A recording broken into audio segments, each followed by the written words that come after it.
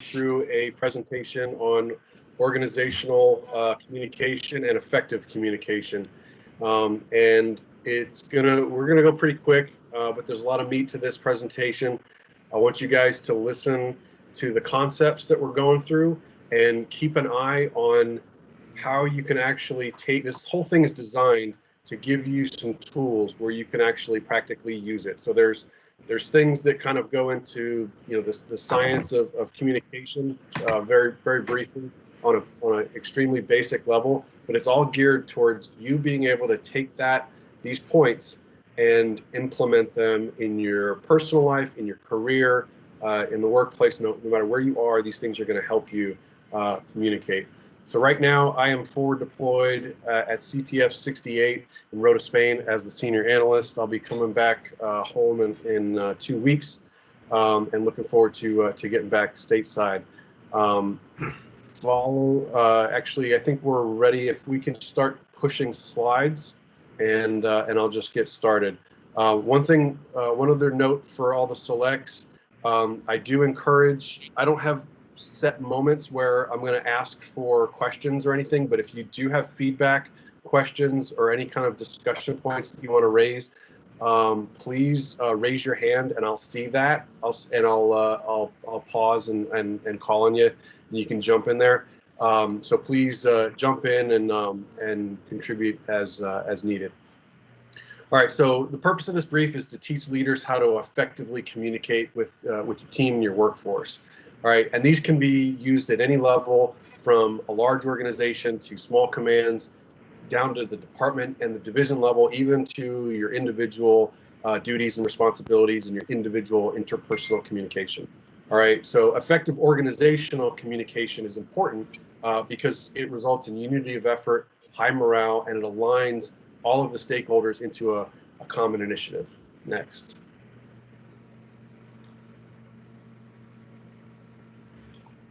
All right, so here's what we're going to do. We're going to go through some principles and factors of effective comms. That's pretty much the sciencey part, but like I said, you're going to be able to remember those. They're very short and they're very practical. We'll go into the specific techniques that you can use when communicating as an organization. And I've got some examples at the end just to nail the points home, but I don't know how many we'll go through, but we'll see. The quote on the right is from Colin Powell. I really love that quote. You can insert sailor for soldier, and it means the same thing. And it really is important. I could probably go through a whole half-hour lesson on that quote alone because it really gets after the essence of leadership and what leadership really is designed to do and its purpose. And leadership is primarily enabled by communication. It's one of those critical skills that you have to be an effective leader, which is why we're going through this.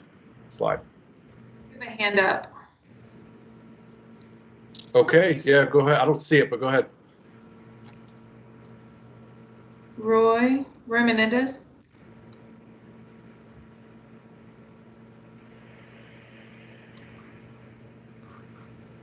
All right, I'm putting it down for him. This is Roy, but I didn't have my hand up. Yeah, if you got something to contribute, Roy, throw it in it. No, I'm good. I didn't have my hand up. Sorry. Okay, got it. Awesome. All right, I'll move on. So, hey, first principle of communication. So you're always communicating. It's impossible not to communicate, all right?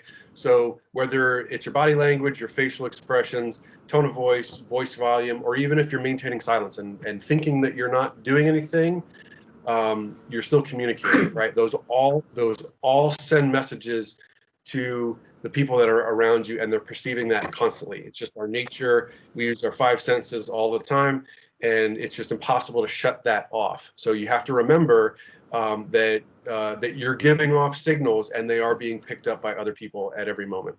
Next. All right. Now, just because you are sending signals does not mean they're received the way that you want them to, all right? So communication is a two-way thing. It happens when a message is transmitted and it's then received and interpreted, All right, and that's the part that we kind of forget a lot of the time. And there's a reason why this brief is not called active communication. I don't like that term, and there's a reason, because active communication kind of leads you down this assumption where you think if I just speak more or louder or more often, whatever, then I'll be better understood. And that's not really the case. You kind of see that if you've ever gone to like another country and you're like, hey, can I get some food or whatever, and that person is just not understanding you. They don't speak English, or your language isn't well enough. And then what do? You say it louder, right? Saying it louder is not going to help the situation. They just don't understand the words, right? So actively communicating is important. You do want to make sure that you're doing that, but it's not the only thing. All right. So when you're communicating, it's definitely a two-way street, and you have to remember that just transmitting that information is not enough. That you have to give the receiver an opportunity to process that through their own thoughts and their own emotions, and you have to consider that. You have to consider that they are interpreting it, and they may not perceive it the way you want. So that makes it kind of like a contract. When you're communicating, it's a two-way street. You're both giving and receiving, and you want to make sure that those messages are transmitted accurately. Next. All right, so every message that you send has both content and feeling. So going back to that first point about not being impossible not to communicate. All right, so your body language, your gestures, your facial expression, tone of voice, your inflection, the volume, all contribute to the emotional qualities of a message, right? So if I start talking like, this contributes to why email and text are so often misunderstood. The receiver has more difficulty understanding the emotional content of the, right? So my whole attitude and demeanor just changed, and it just shifted the way that you're perceiving that, right? And it's probably in a negative way, right? Hit to the next bullet here. So that leads directly into the last point of the principles. All right, those nonverbal cues are more believable. So everything I just said was actually important. The body language contributes to why when you send an email, those get misunderstood a lot, and people kind of like pick up on these aggressions that aren't there, or just misinterpret, whether there was a joke there or just anything like that, because it's harder to pick up those nonverbal cues. And that's the reason why emails are just pretty terrible at communicating intent, and why they have to be so precise and so specific, because we don't have the ability to look at someone and understand what they're really getting at. And when I kind of shift to that, that lazy, poor tone of voice, kind of attitude, you pick up on that right away, and you're like, wow, I really don't want to be here. This guy is, terrible, and this is just awful, right? Those nonverbal cues are so important. And if there's ever a discrepancy in the two, where I'm saying like, hey, you did a great job, or you did a great job, like those are two different things, right? You definitely know that one thing means one thing means another, even though I said these same exact words, right? Those nonverbal cues are huge. Next slide. All right, so we've got the principles. Those are the 4 principles that you don't have to do anything with them. You just have to understand that they exist. All right, they're kind of just human laws that are always out there. Now, these factors are going into things that you can actually do and employ to communicate and increase the effectiveness of your communication. Next. All right, consideration and relevancy, right? When you speak, you have to understand who you're speaking to, and understanding, a lot of different factors: age, education, experience, objectives. What are we here to do? Do the people that I'm speaking to actually care about what I'm saying? And is my message relevant to the target audience? And if the answer is no, then you should probably stop talking and do something else, right? Because it's not going to get your message across, and then you're going to cause tension and conflict. Next. Clarity. All right, so you have to use clear and plain language, and that's characterized by explicitness, by short sentences, concrete words, right? Whenever we get into a brief or we're talking to someone and they're using wishy-washy language and they're hard to pin down, we don't, that, you know, kind of rubs us the wrong way, right? We don't like that. And there's a reason, is because we're having trouble understanding that specific message. And then we then have to interpret this gray area, right? And we don't like doing that. All right, so clarity of your message is really important. So you have to know what your message is, you know, the knowledge of your message, what you want to say.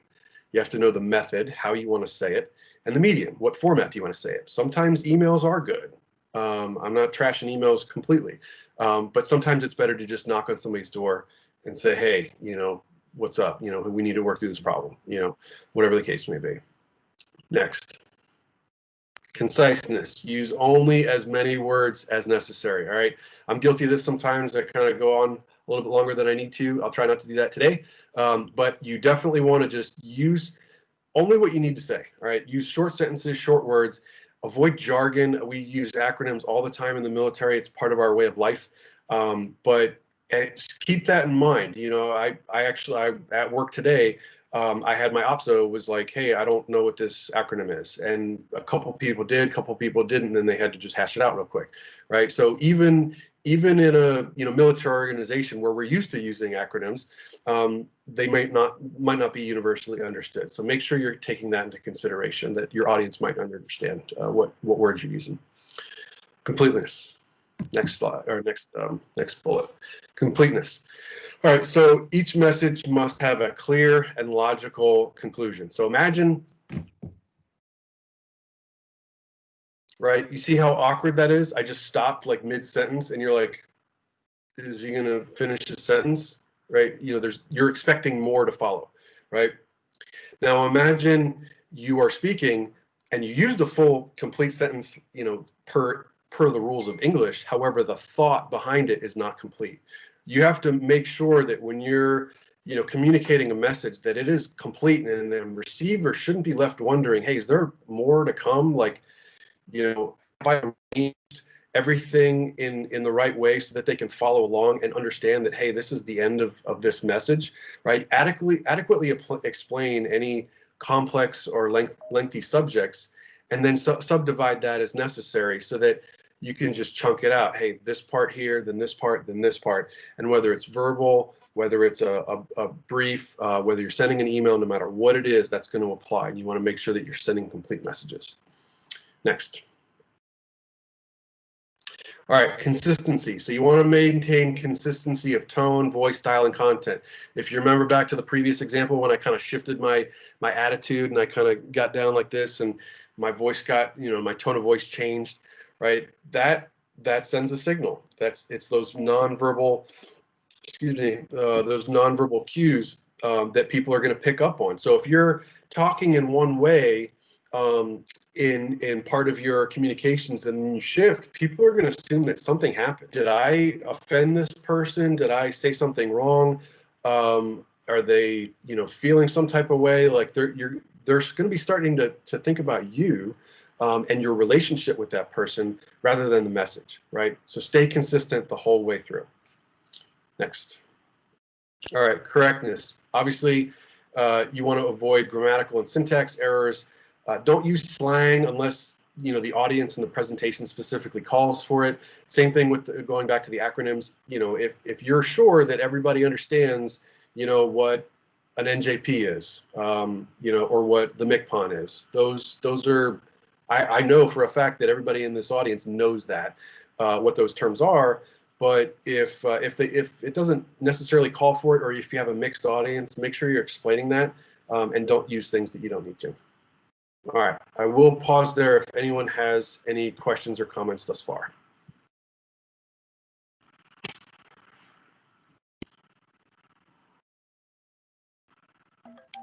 All right. All right, next slide. All right, so this is the second half of the brief, and we'll be done. So organizational communication, right? This is huge. So we kind of talked about the things that you can use to communicate to on a one-on-one basis to a group of people. But imagine that you're speaking for an organization, and as a chief, you are going to have to take on a role where you are speaking for the command. Commanding officer is going to issue orders. They're going to have their mission and vision statements. They're going to have policy guidance, lots of different policy memos and instructions, notices, and you're going to have to interpret that and push that out to an organization, whether it's a small division of 5 or 10 sailors, a department of 30 or 50, or a whole command of 200 or more. So it's important that you understand that there is a way that you can communicate organizationally, and there's some tools and techniques that we're going to go into. All right, and like I said, any level, whether it's 10 or 100 or 1,000 or 10,000 people, you can use these. Now it is a process, but it doesn't have to be a long, formal, drawn-out affair, right? The ability to communicate effectively is the key product. It's not how pretty your slides are. It's not how jazzy your colors and anything else like that are. You just want to make sure that you are communicating effectively. So that's the bottom line. Next. All right.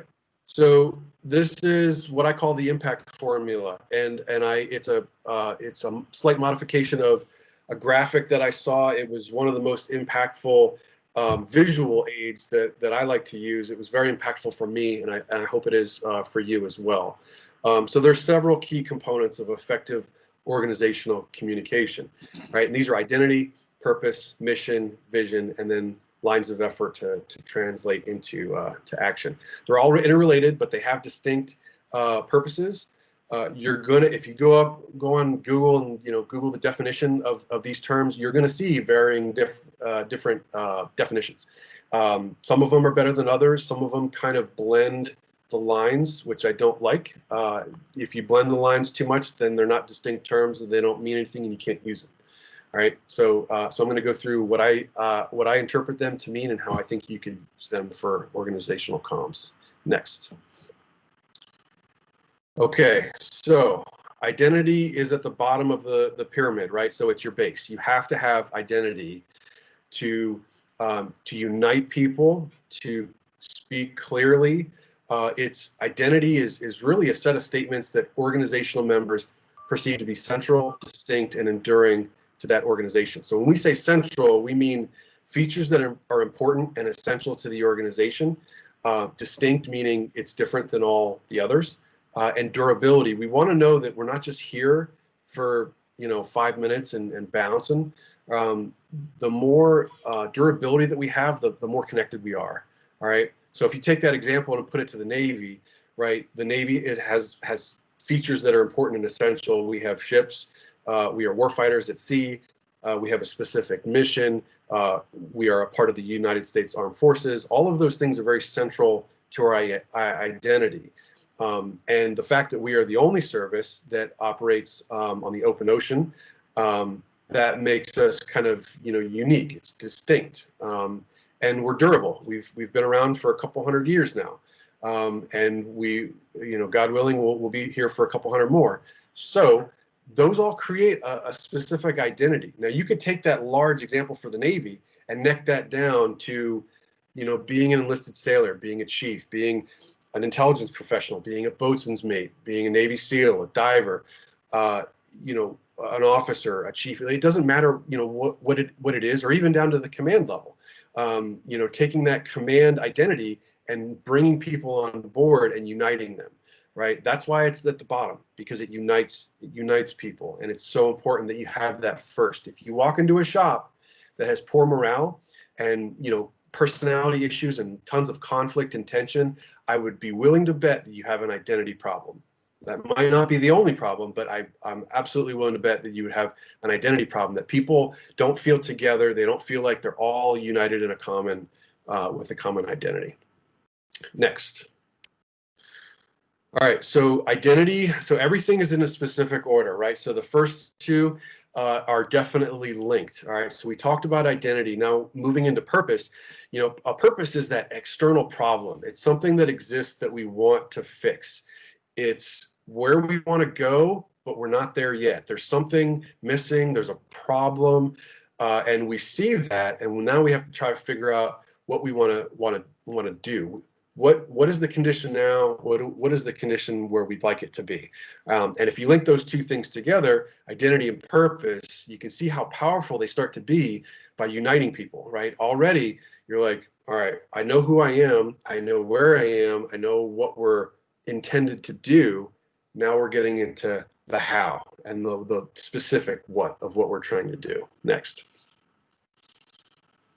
All right, so mission. This is a written declaration of an organization's really specific role and approach to accomplishing an end state. And this normally remains unchanged over time. You can shift it. New CEOs will come in and they tend to kind of tweak those mission statements. But the more effective they are, they kind of stay durable. It really clearly states what the ends will be, what ends will be served and how. It communicates a sense of intended direction to the entire organization. You can orient yourself to that. You started with your identity, you got your purpose, check. All right, now how am I going to do this, right? And if you have a solid mission statement, you should be able to take that to the most junior sailor, and they should be able to interpret that in a way that gives them an ability to work on a day-to-day basis towards that common goal. All right, and it also serves, it's an important filter, and it says this is important and this is not. And that's key, because once you do that, you can really kind of separate actions that don't matter to actions that are going to achieve your intended result.